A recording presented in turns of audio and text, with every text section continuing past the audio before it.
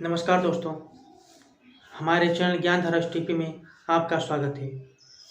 मैं आज फिर आपके लिए एक नई कहानी लेकर आया हूँ, एक नई सीख लेकर आया हूँ, एक नई सोच लेकर आया हूँ। तो दोस्तों, कहानी को पूरा सुनें, वीडियो को अंत तक देखें, कहीं पर भी स्किप ना करें, क्योंकि यह कहानी आपके जीवन में परिवर्तन ला सकती है, आपकी सोच में परिवर्तन ला सकती है।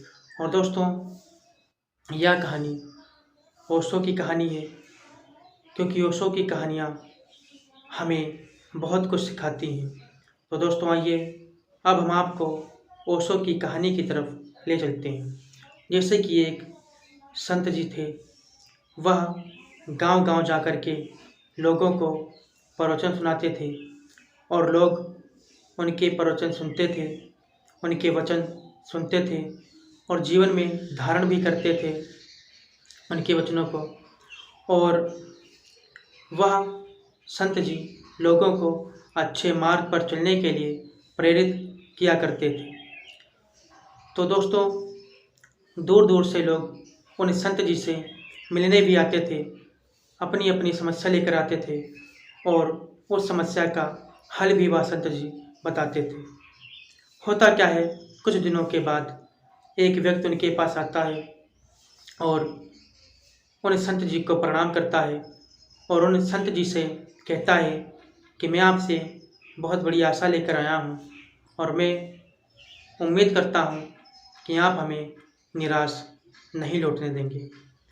तो महात्मा जी बोले, बताओ क्या है।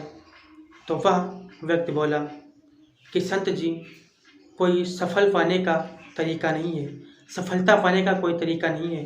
क्या सफलता पाने का कोई मूल मंत्र है आपके पास?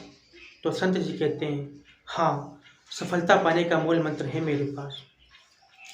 तो संत जी कहते हैं कि तुम यहाँ रोज़ आया करो और मेरे प्रवचनों को सुना करो, फिर मैं तुम्हें एक दिन आभास करा दूंगा कि सफलता कैसे मिलती है। तो वह व्यक्ति बोला, ठीक है। तो वह व्यक्ति रोज़ संत जी के प्रवचन सुनने आता और सुनकर चला जाता। लेकिन एक दिन क्या होता है, संत जी प्रवचन कर रहे होते हैं और प्रवचन समाप्त होने के बाद उस व्यक्ति को रोक लेते हैं और कहते हैं, चलो आज हम तुम टहलने के लिए चलते हैं। तो कहा, ठीक है। तो वह संत जी और वह व्यक्ति दोनों लोग टहलने के लिए चल देते हैं और जब टहलने के लिए चल देते हैं तो एक नदी के किनारे पहुंचते हैं। तो संत जी उससे कहते हैं कि इस नदी में चलो स्नान कर लिया जाए। तो कहा, ठीक है। तो संत जी और वह व्यक्ति दोनों लोग स्नान करने के लिए नदी में जाते हैं और स्नान करने लगते हैं। लेकिन होता क्या है, जब संत जी और वह व्यक्ति बीच नदी में पहुंचते हैं तो संत जी उस व्यक्ति को नीचे दबा देते हैं पानी के अंदर और वह व्यक्ति छटपटाने लगता है। वह व्यक्ति सोचता है कि मैं ऊपर निकलूं और सांस लूं, लेकिन महात्मा जी उसे नहीं छोड़ते हैं। थोड़ी देर तक पानी के अंदर दबाए रखते हैं, फिर उसके बाद थोड़ी देर बाद उस व्यक्ति को छोड़ देते हैं और वह व्यक्ति ऊपर पानी के आता है और बहुत ज़ोर ज़ोर से सांस लेने लगता है। तो महात्मा जी से वह व्यक्ति बोला, महात्मा जी, क्या तुम यहाँ मेरी जान लेने आए हो? क्या तुम हमें मारना चाहते हो? तो महात्मा जी मुस्कुराकर बोले, नहीं, मैं तुम्हें मारना नहीं चाहता हूँ, ना तो मैं तुम्हारी जान लेना चाहता हूँ। आपने हमसे एक दिन प्रश्न किया था कि सफलता का मूल मंत्र क्या है, तो मैं वहीं आपको बताना चाहता हूँ। तो महात्मा जी बोले, जब मैंने आपको पानी के अंदर दबा कर रखा था तब आप क्या सोच रहे थे अपने मन में? तो वह व्यक्ति बोला, बस एक ही इच्छा थी कि मैं पानी के ऊपर निकलूं और सांस लूं।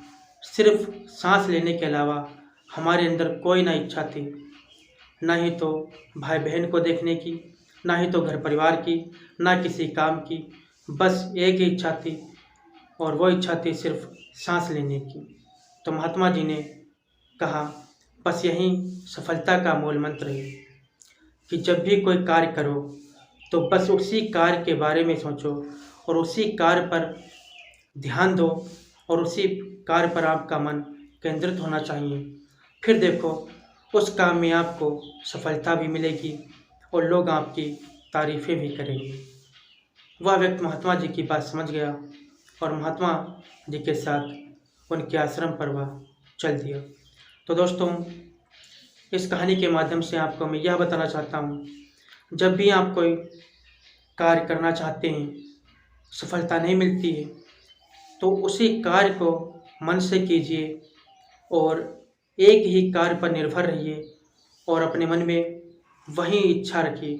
क्योंकि आप अपने मन में सोच कर देखो, जब आपको पानी प्यास लगती है तो पहले मन में सोचते हो, तब पानी पीते हो। जब कोई कार्य करते हो तो पहले अपने मन में सोचते हो, तब कार्य करते हो। तो कोई भी कार्य हो, अगर आप उसमें सफलता पाना चाहते हैं तो सिर्फ और सिर्फ उसी के बारे में सोचें।